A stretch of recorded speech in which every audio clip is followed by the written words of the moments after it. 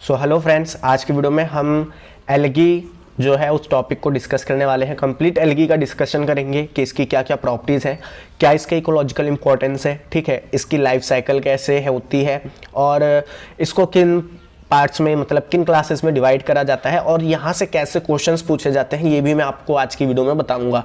सो अगर आप इस वीडियो को एंड तक देखते हैं तो मैं आपसे प्रॉमिस करता हूँ कि एल्गी का कोई भी क्वेश्चन आप आ जाए, कितना भी टफ आ जाए, आप छोड़ के नहीं आओगे। ठीक है, आपसे एक रिक्वेस्ट है, इसके जो हमने एग्जाम्पल डिस्कस करे थे वो एग्जाम्पल हमने प्लांट किंगडम का जो इंट्रोडक्शन बनाया था, इंट्रोडक्शन वीडियो, उसमें हम डिस्कस कर चुके थे, जिसमें हमने एल्गी, ब्रायोफाइट, टेरिडोफाइट सारे एग्जाम्पल एक जगह पे लर्न करने के लिए लिख दिए थे और प्लांट किंगडम की कुछ वहाँ पे बेसिक प्रॉपर्टीज़ के बारे में जाना था, उनके लाइफ साइकिल के बारे में जाना था। ठीक है, कि हैप्लॉन्टिक लाइफ साइकिल क्या होती है, डिप्लॉन्टिक लाइफ साइकिल क्या होती है। तो आप उस वीडियो को चेकआउट जरूर कर लेना। ठीक है, अगर आपने वो देखा है वेल एंड गुड, नहीं तो आपको डिस्क्रिप्शन में लिंक दे दूंगा, पहले आप उसे देख लीजिए। तो स्टार्ट करते हैं एल्गी को। एल्गी है क्या? एल्गी एक chlorophyll bearing photosynthetic thalloid plant. Thalloid का मतलब क्या होता है सबसे पहले? ठीक है, क्लोरोफिल बियरिंग तो आप सब समझते हैं कि क्लोरोफिल होगा एल्गी के पास, फोटोसिंथेटिक है यानी अपना खाना खुद बनाती है। लेकिन ये थैलॉइड का मतलब क्या होता है? थैलॉइड का मतलब ये होता है कि यहाँ पे आप जैसे एक नॉर्मल प्लांट होता है, ठीक है, नॉर्मल प्लांट होता है कुछ इस तरीके से, आप उस प्लांट में बता सकते हो कि उसकी रूट कौन सी है, ठीक है, उसमें स्टेम क्या है, उसमें लीफ कौन सी है, ये सब चीजें आप बता सकते हो। लेकिन थैलॉइड प्लांट में आप ऐसा कुछ भी नहीं बता सकते कि वहां पे स्टेम क्या है, लीफ क्या है, ठीक है, ये सब चीजें आप वहां पे नहीं बता सकते। तो ऐसे प्लांट जहां पे जो स्ट्रक्चर है वो नॉन डिफरेंशिएबल हो, नॉन डिफरेंशिएबल मतलब आप उन्हें डिफरेंशिएट नहीं कर सकते, ऐसे स्ट्रक्चर को हम, ऐसे प्लांट्स को हम बोलते हैं थैलॉइड प्लांट। यानी थैलस प्रेजेंट है यानी no proper root stem and leaf, यहाँ पे प्रॉपर रूट स्टेम लीफ नहीं होती है। ठीक है, अब सबसे पहले हम बात करते हैं एल्गी के हैबिटाट की। ये पाई कहाँ जाती हैं? ठीक है, तो मेनली तो ये एक्वेटिक होती है। एक्वेटिक यानी पानी में रहती हैं। अब पानी तो दो तरीके का होता है, एक ओशन होता है, एक फ्रेश वाटर होता है, यानी एक मीठा पानी होता है, एक खारा पानी होता है। तो दोनों ही पानी में देखने को मिलती है, फ्रेश वाटर में भी, मरीन में भी। ठीक है, अब फ्रेश वाटर में कहाँ पाया जा सकता है? फ्रेश वाटर दो तरीके का होता है, एक होता है स्टेगनेंट, स्टेगनेंट यानी रुका हुआ पानी, जैसे तालाब का जो पानी होता है, ठीक है, और एक होता है मूविंग, मूविंग मतलब जो नदी का पानी होता है जो बहता रहता है। ठीक है, तो दोनों जगह पाए जा सकते हैं। इसी तरीके से अगर मैं बात करूं खारे पानी की, तो खारे पानी ओशन में भी हो सकती है। ब्रैकिश वाटर, ब्रैकिश वाटर क्या होता है? देखिए, आपने सुना होगा कि समुंदर से जाके क्या होता है, नदियां मिलती हैं, तो वो पॉइंट जहां पे ये जो मीठा पानी है यानी जो नदी है समुंदर से मिलती है, उस जगह के पानी को हम बोलते हैं ब्रैकिश वाटर। ठीक है, डीप सी में भी पाई जाती हैं और वार्म वाटर में भी पाई जाती हैं। अब ये तो इसका हो गया नॉर्मल हैबिटाट जहां पे ज्यादातर पाई जाती है, लेकिन कुछ अनयूजुअल हैबिटाट भी होते हैं, यानी ऐसी जगह जहां पे बहुत कम लेकिन देखने को मिल जाती है। तो कुछ टेरेस्ट्रियल पे भी यानी जमीन के ऊपर देखने को मिल जाती है, जैसे कोई गीली मिट्टी है या फिर कोई वुड है जिसने पानी को सोख लिया हो, ठीक है, और वो गीली हो गई हो, तो वैसे उसमें देखने को मिल जाएगी। एपिजोइक, एपिजोइक का मतलब क्या होता है? देखो, एपी का मतलब होता है ऊपर, ठीक है, जोइक का मतलब होता है एनिमल।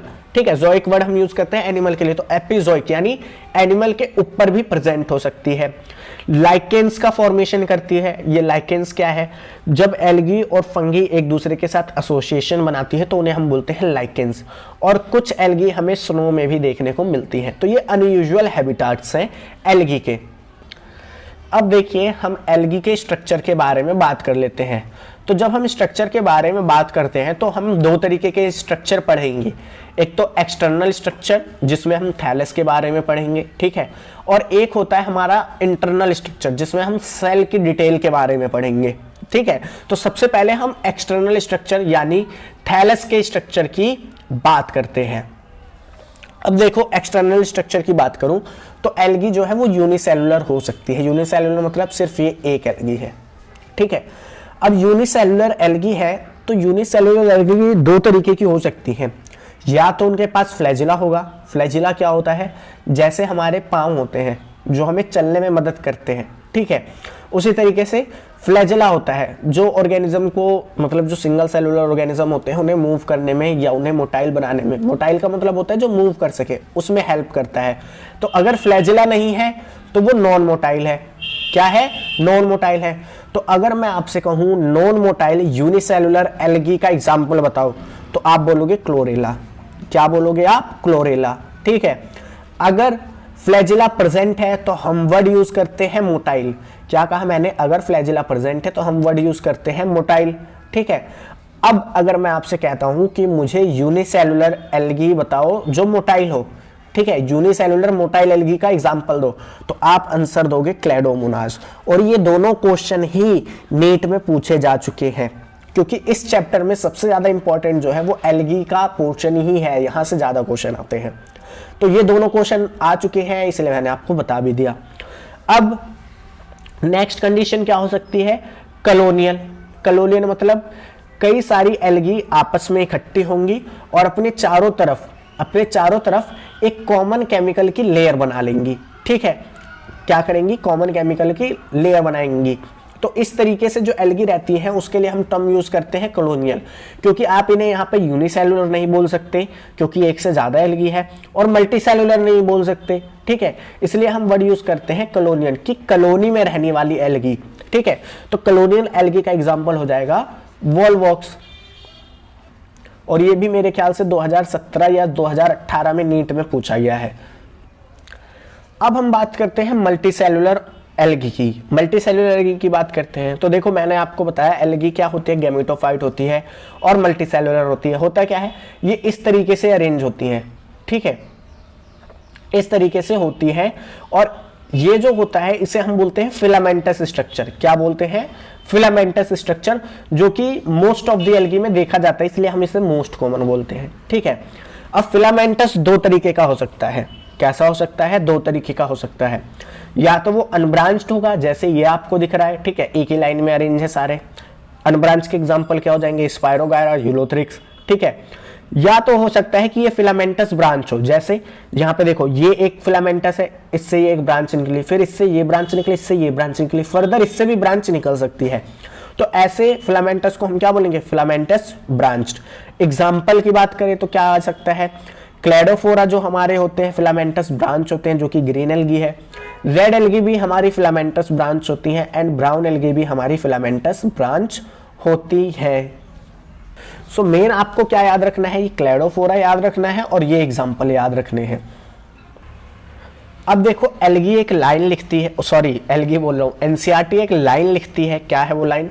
कि जो एल्गी की स्ट्रक्चर होती है वो हाईली वेरिएबल होती है, फॉर्म में भी और साइज में भी। इसका मतलब क्या है? देखो, मैंने अभी आपको बताया कि एल्गी तीन फॉर्म में एग्जिस्ट करती है, यूनिसेलुलर, मल्टीसेलुलर और कॉलोनियल। तो ये फॉर्म के बेसिस पे वेरिएबल हो गया। अब साइज कैसे? कुछ तो हमने देखा यूनिसेलुलर एल्गी होती है, यानी बहुत छोटी होती है। कुछ एल्गी जो है बहुत बड़ी होती है। बहुत बड़ी का मतलब है उनकी हाइट अप्रोक्सीमेटली 100 मीटर के आसपास हो जाती है। और ये जो हाइट देखी जाती है ना, ये ज्यादातर ब्राउन एल्गीज में ही देखी जाती है। ठीक है। इसलिए एनसीईआरटी लिखती है कि जो एल्गी का स्ट्रक्चर होता है वो हाईली वेरिएबल होता है, फॉर्म में भी और साइज में भी। तो देखिए, यहाँ पे हम कंप्लीट एनसीईआरटी लेके चल रहे हैं। कोई भी ऐसी बात नहीं है कि आपको इसके बाद एनसीईआरटी पढ़नी पड़ेगी। अगर आप इन्हीं नोट्स को अच्छे से समझ लेते हो तो एनसीईआरटी रीड करने की जरूरत नहीं है। लेकिन मैं एक बार आपको जरूर रिकमेंड करूंगा कि एनसीईआरटी अपने आप रीड करिए, ताकि आपको और वेल अंडरस्टैंडिंग हो जाए इन टॉपिक्स की।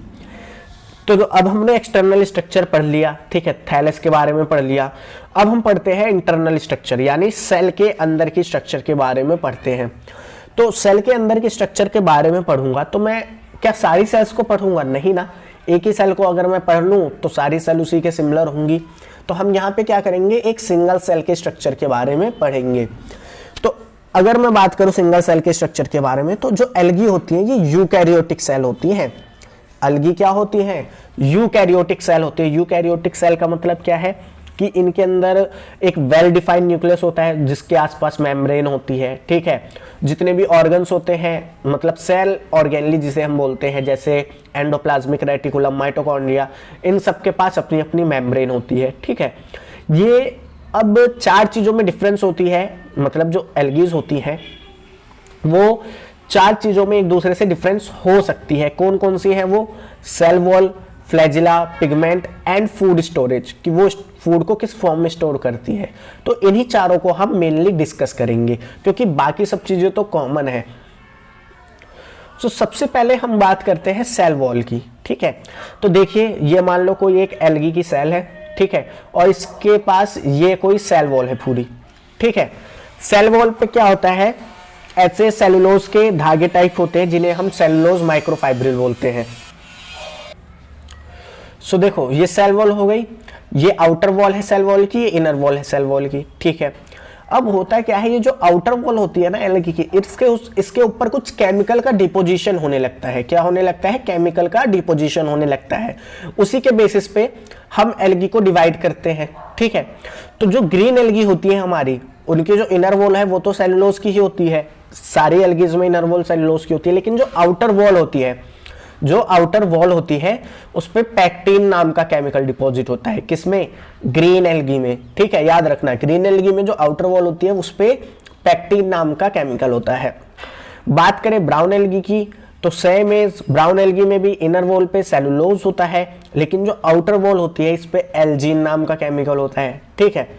वही बात करूं रेड एल्गी की, तो रेड एल्गी में भी जो इनर वॉल होती है उस पे सेलुलोज होता है, लेकिन जो आउटर वॉल होती है इसमें काराजिन पाया जाता है। क्या पाया जाता है? काराजिन, ठीक है। और साथ में यहाँ पे कुछ अमाउंट में पैक्टिन भी पाया जाता है, लेकिन मेनली आपको काराजिन ही लिखना है। अब यहाँ पे एक नोट लिखा है, ये कोई 500 और 20 रुपए का नोट नहीं है, ठीक है। इंपॉर्टेंट पॉइंट है, Elgin and काराजिन are hydrocolloid. Hydrocolloid का मतलब क्या होता है? ये एल्जीन और कालाजिन हमारे ऐसे सब्सटेंस हैं जो वाटर को एब्जॉर्ब करके रखते हैं। क्या करके रखते हैं? वाटर को एब्जॉर्ब करके रखते हैं। तो देखो क्या होता है, ब्राउन एल्गी और रेड एल्गी ज्यादातर ओशन में पाई जाती है, ठीक है, या फिर मैरीन वाटर में कह सकते हो पाई जाती हैं।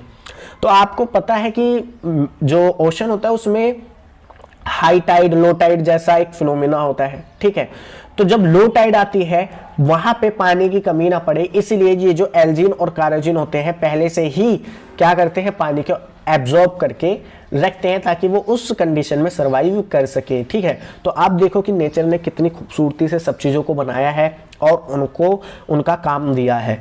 अगर यहाँ पे मान लो एल्जीन और कालाजिन नहीं होते तो क्या जो हमारे ब्राउन एल्गी हैं और जो रेड एल्गी हैं वो एग्जिस्ट कर पाते? नहीं, क्योंकि लो टाइड में पानी की कमी हो जाती तो वो एग्जिस्ट नहीं कर पाते। लेकिन नेचर ने उन्हें एल्जीन और काराजिन दिया जो हाइड्रोकोलॉइड्स होते हैं नेचर में, यानी वाटर को एब्जॉर्ब करके रख सकते हैं ताकि जब अनफेवरेबल कंडीशन आए तब भी वो सर्वाइव कर सके। अब देखो हम बात करते हैं फ्लैजिला की। तो फ्लैजिला में सबसे पहले अगर मैं आपसे बोलता हूं फ्लैजिला किसकी प्रॉपर्टी है, एक यूनिसेलुलर ऑर्गेनिज्म की या फिर एक सिंगल सेल की, ठीक है। आप सोच के कमेंट करके बताना कि फ्लैजिला है मतलब किसकी प्रॉपर्टी है, यूनिसेलुलर एल्गी की, सॉरी सिंगल सेल की या फिर यूनिसेलुलर ऑर्गेनिज्म की। तो फ्लैजिला जो है ये एक फीचर होता है सिंगल सेल का, ठीक है, सिंगल सेल का फीचर होता है ना कि सिंगल सेल ऑर्गेनिज्म का। अब मैं ये क्यों बोल रहा हूँ, हम ह्यूमंस है मल्टी सेलुलर है, ठीक है, लेकिन जो हमारा गैमेट होता है स्पर्म होता है वो मोटाइल होता है। मोटाइल क्यों होता है? क्योंकि उसके पास फ्लैजिला होता है, ठीक है। तो हम तो क्या है मल्टी सेलुलर है, लेकिन हमारी जो सिंगल सेल स्ट्रक्चर है, जो हमारा गैमेट है वो मोटाइल है। तो हम कहते हैं कि ये जो फ्लैजिला है ये फीचर है सिंगल सेल का, ना कि सिंगल सेल ऑर्गेनिजम्स का, ठीक है। और मैंने आपको एग्जांपल से भी क्लियर कर दिया। अब अगर किसी सिंगल सेल में फ्लैजिला प्रेजेंट है तो उस सेल को हम बोलेंगे कि वो मोटाइल है, और अगर किसी सिंगल सेल में फ्लैजिला एब्सेंट है तो हम बोलेंगे कि वो नॉन मोटाइल है, ठीक है। Can be present in both prokaryotes and eukaryotes but both are different composition. देखो जो फ्लैजिला है प्रोकैरियोट्स में भी हो सकता है, यूकैरियोट्स में भी हो सकता है, लेकिन जो उनकी कंपोजिशन होगी यानी जिस चीज से वो मिलके बने होंगे वो अलग हो सकता है। अगर मैं बात करूं प्रोकैरियोट्स की जिनमें हम नॉर्मली बैक्टीरियाज को पढ़ते हैं, इनके अंदर जो फ्लैजिला होता है वो फ्लैजिलिन प्रोटीन का बना हुआ होता है, और यूकैरियोट्स में हम जो फ्लैजिला पढ़ते हैं वो ट्यूबलिन प्रोटीन का बना हुआ होता है। अब यहाँ पे मैंने एक और नोट लिखा है कि जो हमारे साइनोबैक्टीरिया होते हैं, साइनोबैक्टीरिया यानी जिन्हें हम ब्लू ग्रीन एल्गी कहते हैं, उनके पास फ्लैजिला नहीं होता है, ठीक है। अब हम एल्गी में बात करते हैं, जो आपके एनसीईआरटी में दिया है। ये तो अभी मैंने आपको फ्लैजिला के बारे में बताया, उसकी नॉर्मल प्रॉपर्टीज, ठीक है। अब एल्गी में बात करते हैं, तो एल्गी में 3 पॉसिबल लोकेशन पे फ्लैजिला हो सकता है। कौन कौन सी है वो? एक तो अगर यूनिसेलुलर एल्गी है तो फ्लैजिला हो सकता है, एग्जाम्पल मैंने आपको बताया ही था, क्लेडोमोनास, ठीक है। और हो सकता है कि जो एसेक्सुअल स्पोर होंगे, एसेक्सुअल स्पोर मतलब ऐसे स्पोर जो एसेक्सुअल रिप्रोडक्शन में मदद करेंगे, हो सकता है कि उन स्पोर में फ्लैजिला हो, ठीक है। जैसे मान लो ये स्पाइरोगायरा है, स्पाइरोगायरा आपको पता है अनब्रांच फिलामेंटस होता है, ठीक है। अब इसके किसी एक सेल में माइटोसिस हो गई और उस माइटोसिस से कई सारे स्पोर बने, तो उन स्पोर के पास अगर फ्लैजिला है तो हम उन्हें नाम देते हैं ज़ूस्पोर्स। क्या नाम देते हैं? ज़ूस्पोर्स। क्या नाम देते हैं? ज़ूस्पोर्स, अगर फ्लैजिला है तो, ठीक है। Single cell can form spore with flagella for asexual reproduction. Sorry, यहां पे स्पाइरोगायरा आएगा, ठीक है।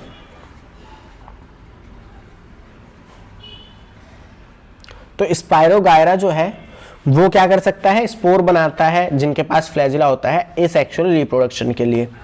तो देखो यहां पे जो मैं चीज बता रहा था कि अगर स्पोर के पास फ्लैजिला है तो उसे हम बोलेंगे ज़ूस्पोर्स, और वो कैसे होंगे? मोटाइल होंगे, क्योंकि फ्लैजिला है।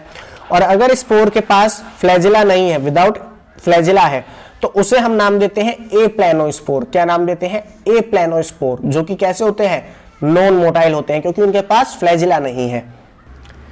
तीसरी पॉसिबल लोकेशन क्या हो सकती है? गैमेट्स, ठीक है, कि अगर कोई ऑर्गेनिज्म सेक्सुअल रिप्रोडक्शन कर रहा है तो उसके गैमेट में फ्लैजिला हो। जैसे यूलोथ्रिक्स जो है वो फॉर्म करता है गैमेट विद फ्लैजिला। अब यहाँ पे आपको एक एक्सेप्शन याद रखनी है। क्या है वो एक्सेप्शन? जो स्पाइरोगायरा होता है ये अपने एसेक्सुअल स्पोर बनाता है। एसेक्सुअल स्पोर जो बनाता है वो तो ज़ूस्पोर्स होते हैं, यानी मोटाइल होते हैं, लेकिन स्पाइरोगायरा जो गैमेट बनाता है वो नॉन मोटाइल होते हैं। नॉन मोटाइल का मतलब क्या है? नॉन फ्लैजिलेटेड, यानी फ्लैजिला स्पाइरोगायरा के गैमेट में अब्सेंट होता है। ये चीज आप याद रखेंगे। अब देखिए फ्लैजिला के डिफरेंट नंबर्स के बारे में हम जानते हैं। जो ग्रीन एल्गी होती है इनमें ज्यादातर जो फ्लैजिला देखे जाते हैं वो 2 से 8 होते हैं, एपिकल होते हैं। एपिकल मतलब ऐसे ऊपर की साइड होते हैं और साइज में इक्वल होते हैं। लेकिन अगर मैं बात करूं ब्राउन एल्गी की, तो ब्राउन एल्गी में जो फ्लैजिला होते हैं वो सिर्फ 2 होते हैं, लेटरल होते हैं यानी ऐसे साइड में होते हैं, और अनइक्वल होते हैं। देखो एक बड़ा है एक छोटा है, अनइक्वल है साइज में। और अगर मैं बात करूं रेड एल्गी की, तो रेड एल्गी के पास कोई भी फ्लैजिला नहीं होता, ना ही सेक्सुअल स्टेज में ना ही एसेक्सुअल स्टेज में। सो आप यहां देखो मैंने बताया भी है कि जो यूलोथ्रिक्स है फिलामेंटस स्ट्रक्चर है, ठीक है। तो यहाँ पे सिंगल सेल कैसी होगी? नॉन फ्लैजिलेटेड होगी, क्योंकि कई सारे ऐसे सेल मिलके फ्लैजिला बनाएंगे, सॉरी फिलामेंटस बनाएंगे, तो ये सिंगल सेल क्या हो जाएगी? नॉन फ्लैजिलेटेड हो जाएगी। लेकिन स्पोर इसका कैसा होता है? ज़ूस्पोर्स यानी फ्लैजिलेटेड होता है, और गैमेट भी कैसा होता है? फ्लैजिलेटेड होता है। अगर मैं बात करूं ब्रायोफाइट्स एंड टेरिडोफाइट्स की, तो यहाँ पे क्या होता है? सिर्फ मेल गैमेट मोटाइल होता है।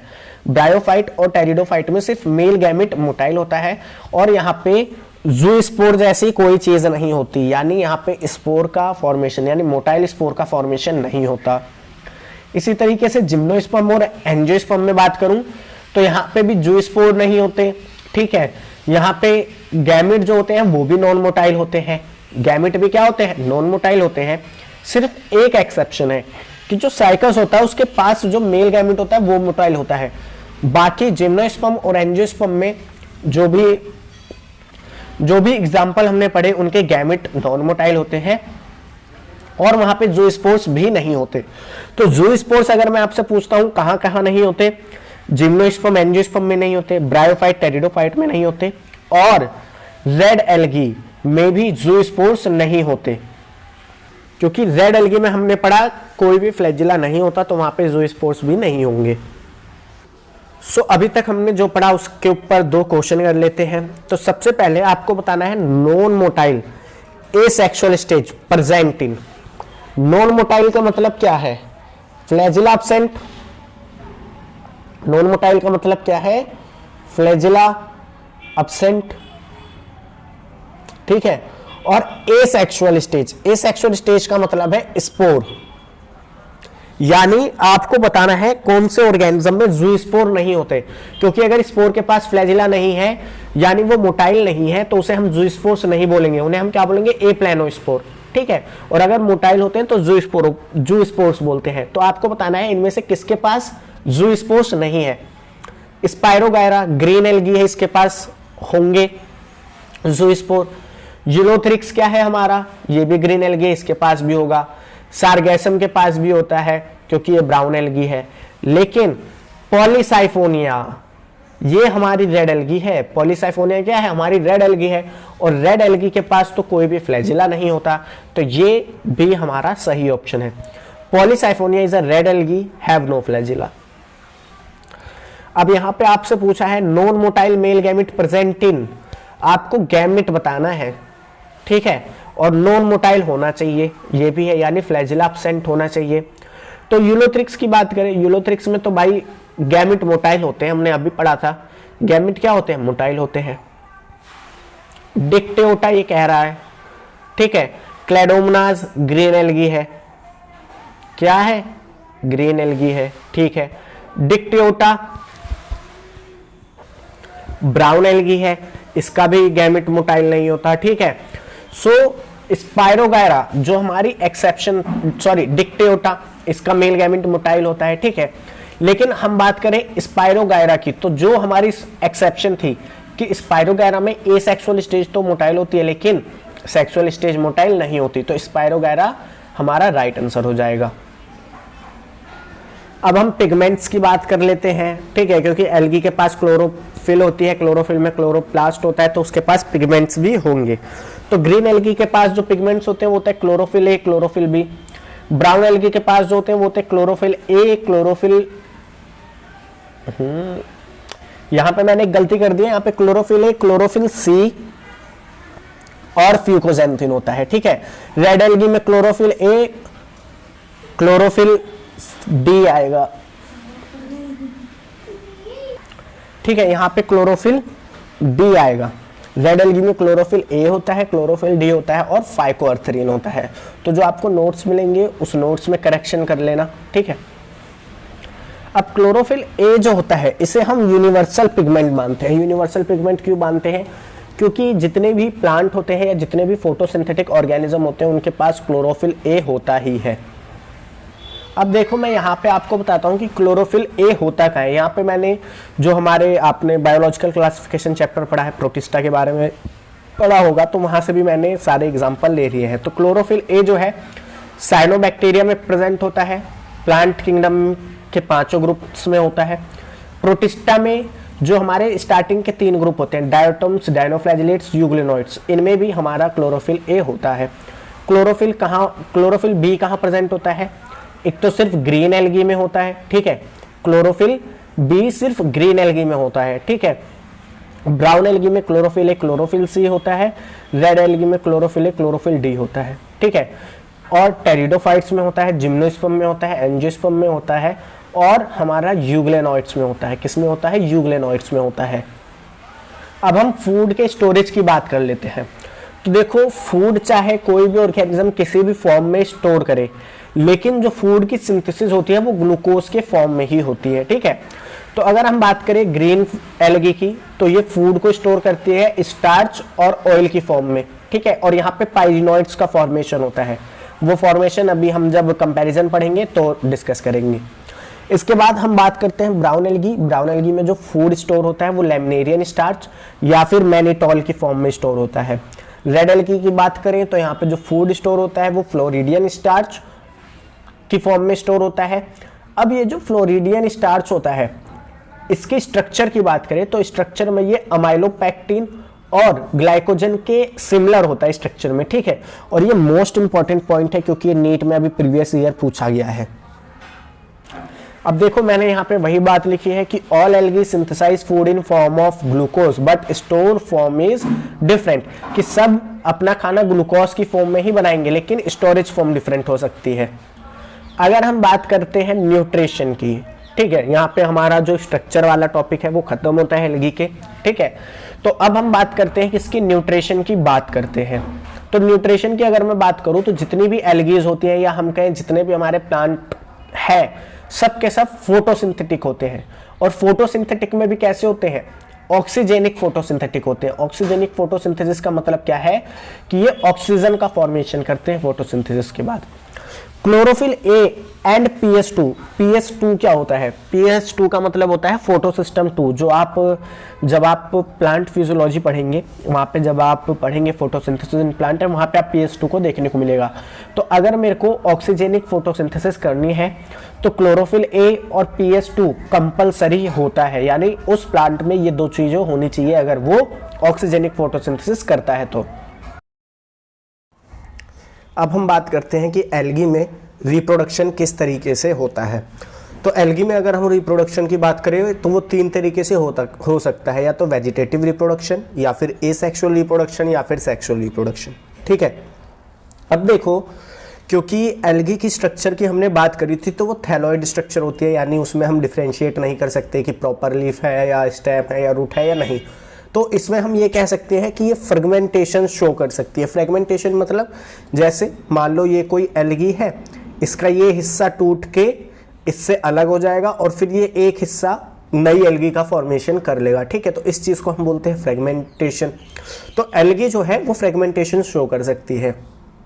और कौन फ्रेगमेंटेशन शो कर सकता है, तो एक नोट लिखा है मैंने कि algae, bryophyte and fungi, algae, bryophyte और फंगी ये तीनों ही क्या शो करते हैं, फ्रेगमेंटेशन शो करते हैं। ठीक है, fragmentation absent in single cell algae, जो भी हमारी सिंगल सेल एल्गी हमने पढ़ी है जैसे क्लोडेमोनास और क्लोरेला, इनके अंदर फ्रेगमेंटेशन नहीं होता। तो ये आप याद रखेंगे, इस पे क्वेश्चन बन सकता है। अब हम बात करते हैं एसेक्सुअल रिप्रोडक्शन की, कि एसेक्सुअल रिप्रोडक्शन किस तरीके से होता है।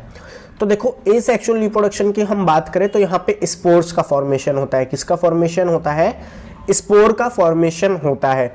और इन स्पोर को हम नाम देते हैं एसेक्सुअल स्पोर। क्या नाम देते हैं, एसेक्सुअल स्पोर। अब स्पोर गैमेट से किस तरीके से अलग होता है आप ये समझो। जो स्पोर होता है ये बनता है माइटोसिस से। किससे बनता है, माइटोसिस से। और गैमेट आपको याद हो तो गैमेट किससे बनता है, मियोसिस से बनता है। ठीक है, तो ये दोनों के बीच में डिफरेंस होता है। स्पोर जो है प्रोडक्ट होता है माइटोसिस का और गैमेट जो है प्रोडक्ट होता है मियोसिस का। ठीक है, अब ये जो स्पोर बनते हैं हमारे पास ये 2 तरीके के होते हैं। एक हमारे पास होते हैं मोटाइल स्पोर। मोटाइल स्पोर यानी जिनके पास फ्लैजिला होता है। अगर मोटाइल स्पोर है तो हम उस स्पोर को बोलेंगे जू स्पोर, और अगर नॉन मोटाइल स्पोर है यानी उसके पास फ्लैजिला नहीं है तो उसे हम बोलेंगे ए प्लानो स्पोर। क्या बोलेंगे, ए प्लानो स्पोर। अब देखते हैं कि ये किस तरीके से एसेक्सुअल रिप्रोडक्शन होता है। जैसे मान लो ये कोई भी हमारी एक क्या है, एल्गी है। ठीक है, फिलामेंटस एल्गी है। ठीक है, इसमें से कोई एक सेल क्या करेगी, माइटोसिस शो करेगी। जैसे मैंने यहाँ पे सेंटर वाली को माना है कि वो माइटोसिस शो कर रही है, और क्या करेगी, अपने अंदर कई सारे स्पोर्स का फॉर्मेशन कर लेगी। क्या करेगी, कई सारे स्पोर्स का फॉर्मेशन कर लेगी और क्या बनाएगी, जू स्पोर्स बनाएगी, क्योंकि वो मोटाइल होंगे। ठीक है, अब ये जो बाहर स्ट्रक्चर दिख रही है जिसके अंदर जू स्पोर बने हैं, इस स्ट्रक्चर को हम बोलेंगे जू स्पोरेंजिया। तो जू स्पोरेंजिया क्या है, जू स्पोरेंजिया बेसिकली एक वो पैकेट है जिसके अंदर जू स्पोर्स है। जैसे अगर मैं आपको एग्जांपल दूं तो आप कुरकुरे खाते हैं या नमकीन खाते हैं, तो एक पैकेट होता है बाहर, उसके अंदर नमकीन या कुरकुरे जो भी आप खाते हैं वो होता है। उसी तरीके से जो पैकेट है उसको हम बोल रहे हैं जू स्पोरेंजिया, और अंदर जो नमकीन या कुरकुरे हैं उसे हम बोल रहे हैं जू स्पोर्स। ठीक है, अब इसमें से कोई एक जू स्पोर इस पैकेट से बाहर निकलेगा, जू स्पोरेंजिया से बाहर निकलेगा, और जर्मिनेशन करने के बाद, जर्मिनेशन यानी माइटोसिस करने के बाद नए फिलामेंटस का फॉर्मेशन करेगा। ठीक है, तो इस तरीके से एसेक्सुअल रिप्रोडक्शन होगा। फ्लैजिला के बारे में मैं आपको बता ही चुका हूं, लेकिन दोबारा से बता देते हैं। ग्रीन एल्गी में जू स्पोर्स देखा जाता है और यहाँ पे जो फ्लैजिला होते हैं वो 2 से 8 होते हैं। ठीक है, ब्राउन एल्गी में भी जू स्पोर्स देखे जाते हैं, यहाँ पे 2 फ्लैजिला ही होते हैं मात्र, जो कैसे होते हैं, लेटरल होते हैं, साइड में होते हैं और अनइक्वल होते हैं। ठीक है, रेड एल्गी की बात करें तो रेड एल्गी में कोई भी फ्लैजिला नहीं था, अगर आपको याद हो। तो अगर फ्लैजिला एब्सेंट है स्पोर में तो उसे क्या बोलेंगे, ए प्लानो स्पोर बोलेंगे, और फ्लैजिला नहीं है तो वो नॉन मोटाइल होगा। ये दोनों मोटाइल होंगे। ठीक है, अब हम आगे बढ़ते हैं और बात करते हैं किसकी, सेक्सुअल रिप्रोडक्शन की, कि एल्गी में सेक्सुअल रिप्रोडक्शन होता कैसे है। तो एल्गी में जो सेक्सुअल रिप्रोडक्शन है वो गैमेट के बेसिस पे 3 टाइप में डिवाइड है। कौन कौन से? Isogamous, anisogamous and oogamous। सबसे पहले हम पढ़ते हैं आइसोगैमस। आइसोगैमस में क्या होता है कि दोनों गैमेट जो होते हैं उनकी मॉर्फोलॉजी सेम होती है। क्या सेम होती है? मॉर्फोलॉजी, जैसे वो साइज में सेम रहेंगे, ठीक है। और अगर फ्लैजिला होगा तो दोनों ही गैमेट के पास होगा, और नहीं होगा तो दोनों गैमेट के पास नहीं होगा, ठीक है। तो बोथ गैमेट, यहाँ पे गैमेट आएगा, ठीक। Both gamete have same size. अब अगर दोनों का सेम साइज है तो 2 कंडीशन हो सकती है मॉर्फोलॉजी में, या तो दोनों के पास क्या होगा? फ्लैजिला होगा, या दोनों के पास फ्लैजिला नहीं होगा। तो अगर दोनों के पास फ्लैजिला है तो मोटाइल है, ठीक है। अब इसके एग्जाम्पल क्या हो जाएंगे? इसके एग्जाम्पल हो जाएंगे यूलोथ्रिक्स, ये यूलोथ्रिक्स आएगा, क्लैडोमोनाज एंड क्लैडोफोरा। ये 3 एग्जाम्पल आप याद करोगे। और ऐसे जिनके पास फ्लैजिला नहीं होता, तो मैंने आपको बताया था स्पायरोगायरा, जो कि एक एक्सेप्शन है, ठीक है। स्पायरोगायरा के पास फ्लैजिला नहीं होता गैमेट में, असेक्सुअल स्पोर्स में होता है लेकिन गैमेट में नहीं होता है। अनाइसोगैमस की बात करें, अनाइसोगैमस में क्या होता है? डिफरेंट मॉर्फोलॉजी होती है। एक गैमेट बड़ा हो सकता है, एक गैमेट छोटा हो सकता है, ठीक है। इसका एग्जाम्पल क्या है? यूडोरिना, जो कि एक ग्रीन एल्गी है, ठीक है। अब इसमें ये हो सकता है कि दोनों मोटाइल है, दोनों नॉन मोटाइल हो, लेकिन इसके एग्जाम्पल नहीं दिए एनसीईआरटी में, तो आपको करने भी नहीं है, ठीक है। इसके बाद हम आ जाते हैं oogamous में। oogamous में क्या होता है कि जो फीमेल गैमेट होता है वो पहला तो साइज में बड़ा होता है और नॉन मोटाइल होता है। नॉन मोटाइल मीन्स उसके पास फ्लैजिला नहीं होता। और अगर हम बात करें मेल गैमेट की तो वो स्मॉल होता है और मोटाइल होता है। मोटाइल मतलब उसके पास फ्लैजिला होता है। यहाँ पे एक एक्सेप्शन होती है, क्या एक्सेप्शन होती है? रेड एल्गी की। रेड एल्गी होते तो oogamous है, यानी oogamous सेक्सुअल रिप्रोडक्शन शो करते हैं, लेकिन इनका जो मेल गैमेट होता है वो भी नॉन मोटाइल होता है, क्योंकि रेड एल्गी में कोई भी फ्लैजिला नहीं देखा जाता, ठीक है। तो ये एक्सेप्शन आपको याद रखनी है रेड एल्गी की। इसमें एक तो हमारे रेड एल्गी के सारे एग्जाम्पल आ जाएंगे। नेक्स्ट ग्रीन एल्गी की बात करूं तो ग्रीन एल्गी में वॉल्वॉक्स, जो कि कॉलोनियल एल्गी है, ठीक है, याद रखनी है ये सारी बातें आपको। ब्राउन एल्गी की बात करें तो इसमें आ जाएगा फ्यूकस, ठीक है। अगर मैं आपसे पूछूं फ्यूकस की लाइफ साइकिल क्या होती है, जो हमने प्रीवियस लेक्चर में डिस्कस करी थी, ठीक है, तो वो कैसी होती है? डिप्लॉन्टिक होती है, ठीक है। ये चीज याद रखनी है आपको। अब यहाँ पे मैंने एक नोट लिखा है कि जो ब्रायोफाइट होते हैं, टेरिडोफाइट होते हैं, एंजियोस्पर्म, जिम्नोस्पर्म, ये जितने भी प्लांट होते हैं ये सारे कैसे होते हैं? oogamous होते हैं। अब हम बात करते हैं इनके इकोनॉमिक इंपॉर्टेंस की, कि इकोसिस्टम में ये क्या रोल प्ले करते हैं, क्यों ज़रूरी है। तो देखो, सबसे पहला रोल आता है CO2 फिक्सेशन का। अर्थ पे या ओशन में जितना भी CO2 अगर फिक्स करा जाता है तो उसका 50% जो CO2 फिक्स होता है वो किसके द्वारा करा जाता है? एल्गी के द्वारा करा जाता है, ठीक है। तो देखो कितना इंपॉर्टेंट रोल प्ले कर रही है, ठीक है। Increase dissolve O2 near it's environment. Algae जहाँ भी रहती है, ठीक है, आपको पता है ये ऑक्सीजेनिक फोटोसिंथेसिस करती है, यानी O2 रिलीज करेगी। तो ये जहाँ भी पाई जाएगी अपने आसपास ऑक्सीजन की मात्रा को बढ़ा देगी, ठीक है। More than 70 species of marine algae, खारे पानी में जो एल्गीज पाई जाती है उनकी 70 से ज़्यादा स्पीसीज को एज अ फूड यूज़ करा जाता है। कौन कौन सी एल्गी हैं इसमें? पोरफायरा है, लैमिनेरिया है, सारगैसम है। तो ये आपको याद रखना है, नीट में पूछा गया है ये। Chemical like algin and carrageenan obtain from algae. Chemical जो कि हमारे हाइड्रोकोलोइड से वाटर को एब्जॉर्ब करने की कैपेसिटी रखते हैं, एल्गीन और कालाजीन, ये हमें एल्गी से मिलते हैं, ठीक है। अब देखो सबसे इंपॉर्टेंट, जिलीडियम एंड ग्रेसिलेरिया ये प्रोड्यूस करती हैं अगार जेल, ठीक है। अगार जेल का आप एक एप्लीकेशन पढ़ोगे क्लास 12th में, जब आप बायोटेक्नोलॉजी पढ़ोगे तो उसमें आप पढ़ोगे मैट्रिक्स को, मैट्रिक्स बनाने में यूज करा जाता है, ठीक है। तो इसका यूज क्या है? Use in culture of microbe organism, मतलब जो माइक्रोब्स होते हैं उनकी स्टडी के लिए उन्हें कल्चर करा जाता है, तो उसमें इंपॉर्टेंट रोल प्ले करते हैं। और जो आइसक्रीम और जेलीज बनाई जाती हैं उसमें भी अगार का यूज करा जाता है। तो ये काफ़ी ज़्यादा इंपॉर्टेंट है क्योंकि ये कई बार पूछा जा चुका है, तो ये याद रखना। इसके बाद एक और एप्लीकेशन है कि जो हमारी क्लोरेला होती है और स्पिरुलिना। अब यहाँ पे एक चीज़ याद रखना, स्पिरुलिना एनसीईआरटी में, जो पुरानी एनसीईआरटी है उसको तो दिया गया था इसी चैप्टर में, लेकिन जो स्पिरुलिना होती है ये हमारी एक साइनोबैक्टीरिया होती है। तो ठीक है, मैंने इसलिए यहाँ पे नीचे ब्रैकेट में साइनोबैक्टीरिया लिख दिया है। तो जो क्लोरेला होते हैं, जो स्पाइरुलिना होती हैं, इन्हें स्पेस ट्रैवलर यानी जो अंतरिक्ष में रहने वाले जो स्पेस ट्रैवलर होते हैं, ठीक है, वो यूज करते हैं as a food and oxygen के सोर्स के लिए। तो ये इसकी इकोनॉमिक इंपॉर्टेंस है। सो यहाँ पे हमारा एल्गी खत्म होता है। मैं आपसे मतलब एल्गी एक ऐसा टॉपिक है इस चैप्टर से जो सबसे ज़्यादा पूछा जाता है, तो इस टॉपिक को अच्छे से प्रिपेयर करना। तो मिलते हैं नेक्स्ट वीडियो में, तब तक के लिए थैंक्स फॉर वॉचिंग।